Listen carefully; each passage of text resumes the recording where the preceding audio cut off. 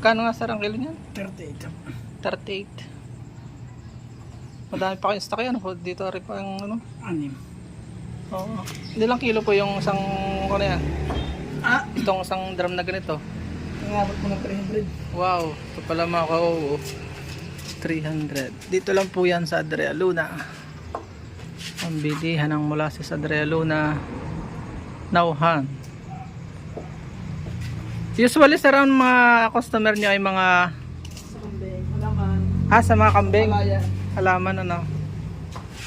Yan po yung gagamitin ko sa mga tupa ko eh. Hinihimo din lang. Dami oh.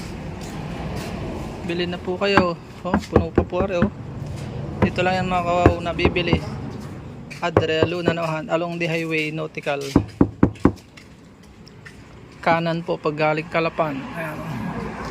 Ito ang kanyang ano. Ito yung pinanggagalingan pa na sa may pang hip you know.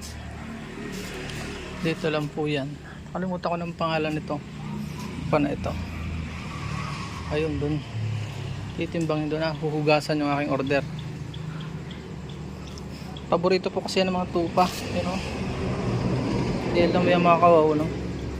Na-upload ko na rin yata dito. Pero pangalawang order ko na ito dito ngayong taon. Last year pala yung isa. Matipid siya. Kunti lang ay ano. Pero mabigat siyang molasses. Yun lang po. Binigyan ko kayo yung info. Napakaganda niya sa mga hayop na mga ruminant animals.